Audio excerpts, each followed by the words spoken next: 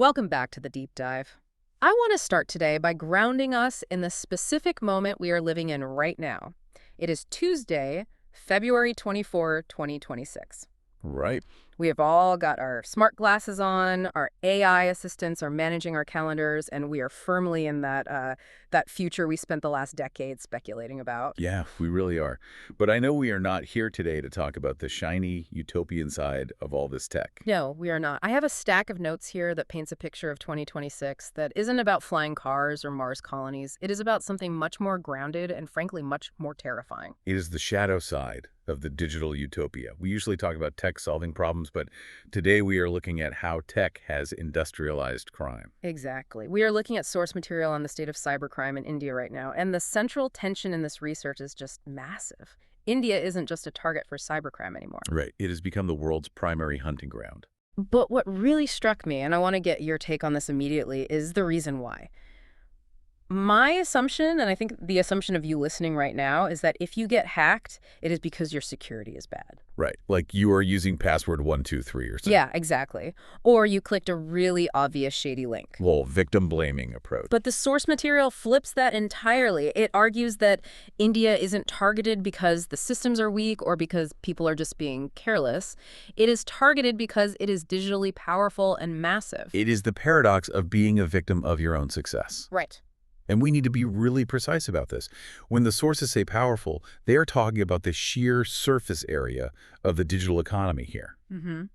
In 2026, we have a digital infrastructure that is literally the envy of the Western world in terms of speed and adoption. Mm. But that exact same infrastructure is what criminals are leveraging. So it is not about a glitch in the software. No, it is about the efficiency of the ecosystem. That is a chilling way to frame it. Efficiency. So our mission today for this deep dive is to unpack that efficiency. We need to look at the structural factors like the internet speeds and the payment rails. And then we need to pivot to the psychological factors. Because the notes suggest that by 2026, hacking a firewall is old school. The real pros are hacking the human operating system. Which is much, much harder to patch. So let's start with the basics. The definition of cybercrime in the source material is surprisingly broad. It is. It states a very simple rule. If technology is used to commit a crime, it's a cybercrime. I am really glad you flagged that definition. It just feels almost too simple, you know? Well, for a long time, we had this sort of Hollywood hangover where we thought a cybercriminal was a genius coder in a hoodie, typing furiously into a green terminal to bypass a mainframe. The movie version. Exactly. But the reality in 2026 is that the technology is just the conduit. You don't need to know how to code to commit cybercrime anymore. You just need to know how to use an app. And reading through the examples in the notes, online fraud, UPI scams, social media identity theft, fake apps, blackmail, I realize this changes the whole profile of the criminal. It is a complete democratization of crime. The barrier to entry has dropped to basically zero. If you can use a smartphone, you can commit fraud. Right. These aren't technical exploits in the traditional sense. They are social exploits. They're just delivered via high-speed internet. And delivered to a massive audience. Which brings us to the scale portion of the deep dive. The numbers here are just heavy. We are looking at over 900 million smartphone users in India right now. That is nearly 1 billion entry points. It is a number so big it is hard to even visualize. Think about it this way. That is 900 million pockets that a criminal can reach into without ever leaving their chair. And the crucial demographic detail the sources highlight here is the concept of the beginner. Yes, I circled that term 3 times in my notes, the beginner. The source isn't just talking about young people. No, it's talking about first-time internet users. People in rural or semi-urban areas who are adopting banking apps, UPI, and government services for the very first time. And they are adopting them without fully understanding app permissions or how to spot a fake link. This is where the sociology of it gets really interesting. You and I, and probably most of you listening, we've been on the internet since the dial-up days. We remember the Nigerian prince emails. Exactly. We remember the banners saying you want a free iPod. We have built up a layer of scar tissue over the years. We have this internet trauma that makes us inherently skeptical. We know that if it looks too good to be true, it is definitely a virus. Right. But the beginner user in 2026 doesn't have that scar tissue.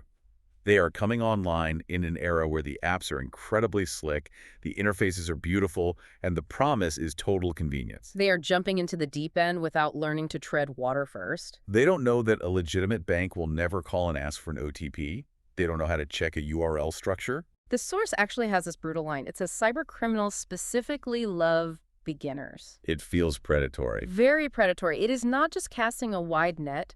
It is intentionally targeting the people who are most likely to trust the system because they haven't been burned by it yet. It is like a con man walking to a room full of tourists versus a room full of cynical locals.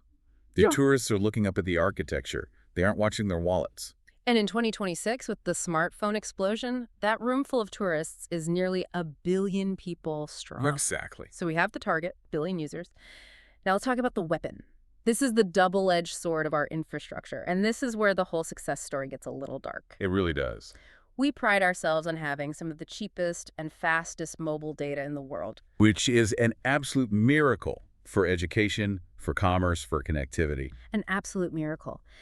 But the notes highlight what they call the scaling problem, or rather, how cheap data actually solves the scaling problem for criminals. Right, it is pure economics.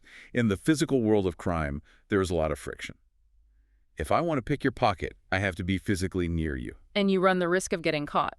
I can maybe hit 5 or 10 people a day if I am working really hard. And you have to travel. You have travel costs. Exactly. But with cheap, high-speed data, the marginal cost of attacking one person versus attacking 1 million people is effectively zero. It is just a few clicks. I can blast out a phishing link or a fake KYC update to 10,000 numbers for the cost of a cup of tea. It allows scams to scale easily. It is a numbers game where they can hit thousands per hour, even if the conversion rate is tiny. If even 0.1% of people click and you hit 1 million people, you have just made a fortune. Cheap data allows for the industrialization of the scam. One scam can reach millions instantly. It allows a very small team to operate at a national scale in seconds. And then there's the payment layer. We have to do a deep dive into the unified payments interface, the UPI paradox. We have to. I use UPI 20 times a day. It made India a global leader in digital payments. But the source material points out that the defining feature of UPI, which is instant transfer, is also its fatal flaw in this context. It is the speed versus risk equation. In the old days of banking, if you wrote a check or did a wire transfer, there was a lag. You had a buffer. You had a window of time where buyer's remorse could kick in, or the bank's fraud detection algorithms can flag a weird transaction. You could call and stop the payment. With UPI, the money is gone before you even put your phone back in your pocket. It is instant and almost impossible to reverse. And that irreversibility is exactly what the scammers rely on. They know that if they can trick you for just 10 seconds. Just long enough to enter that PI, they win. The money is moved, laundered through 5 different mule accounts, and gone before you even realize you have been scammed. The notes detail some very specific tactics that leverage this speed. The fake refund call is a classic example. Or the QR code scam? Yeah. Sir, we accidentally overcharged you. Please scan this QR code to receive your refund. Which is a complete logic trap.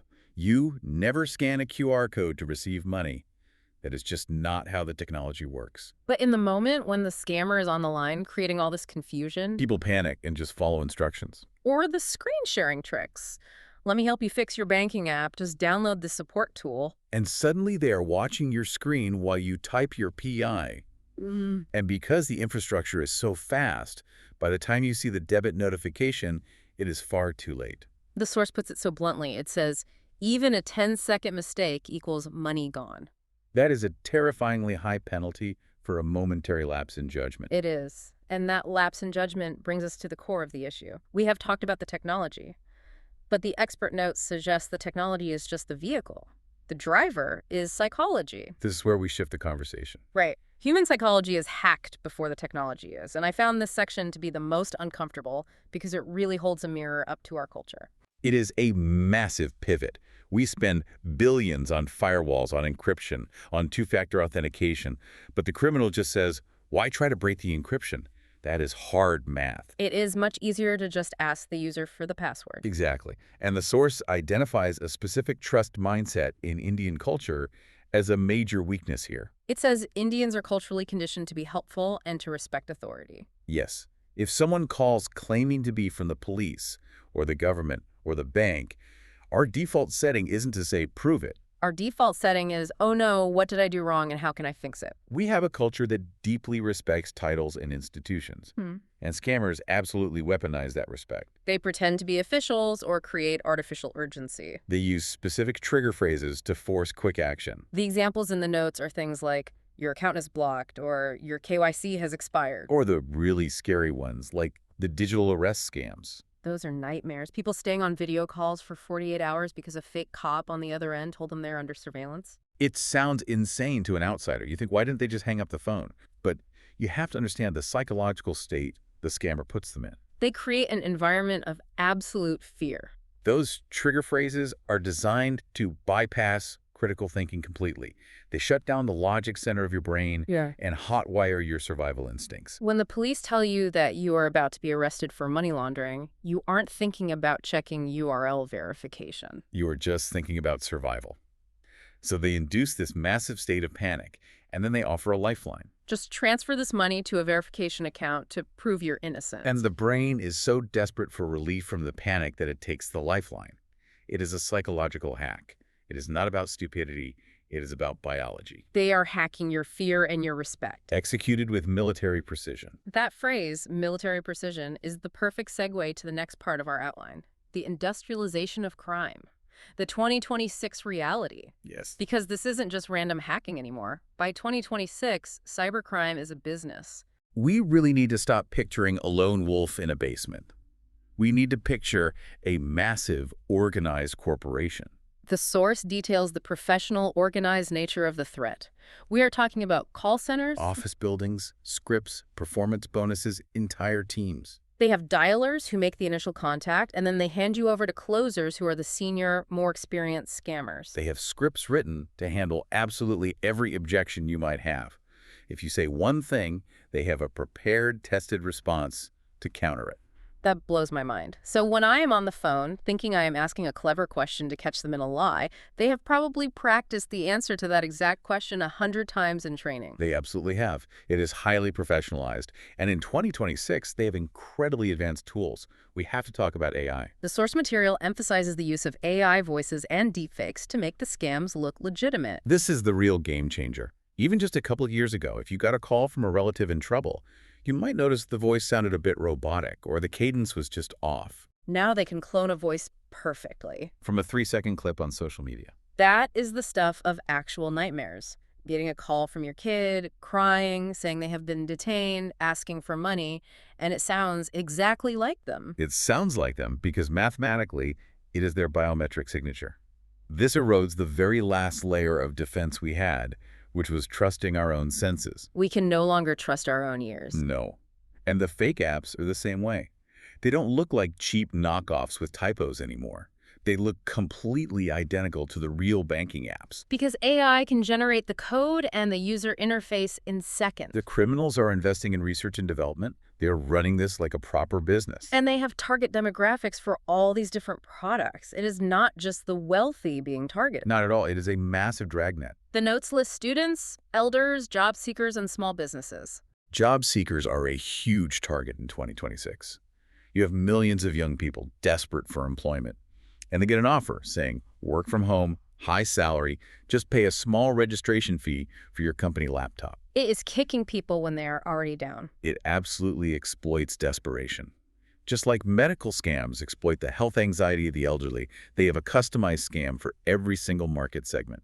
So let's recap all these main threads. We are looking at a massive population online, over 900 million people. Yep. We have infrastructure moving money instantly and irreversibly through UPI. With cheap data allowing mass targeting. The attackers are highly organized corporations using AI tools, and most importantly, our own cultural values of trust and respect are being weaponized against us. That is the summary of the 2026 reality. It feels pretty overwhelming. It brings us to the final takeaway from the source material.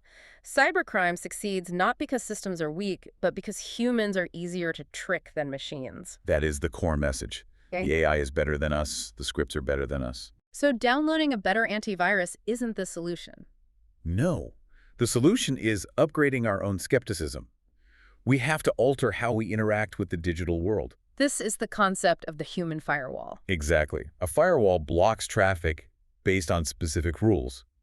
We need to install mental rules for ourselves. Like recognizing that urgency is always a red flag. Always.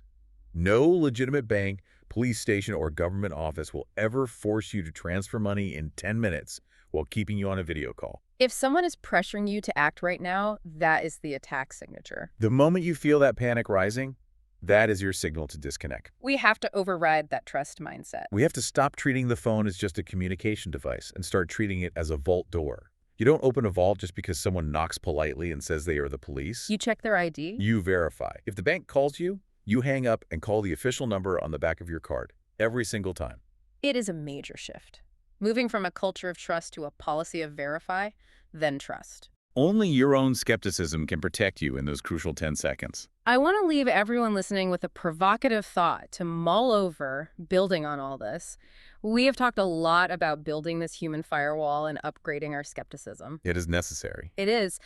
But if the weakness isn't the software, but the human operating it, how do we keep our cultural value of trust without becoming a victim? We don't want to become a paranoid society where neighbors stop helping neighbors. That is the real challenge. How do we cultivate this digital ruthlessness for our devices without letting it bleed into our real-world relationships? How do we stay safe without becoming cold? Think about that the next time your phone buzzes with an unknown number. This has been The Deep Dive. Keep your firewall up, and we will catch you next time.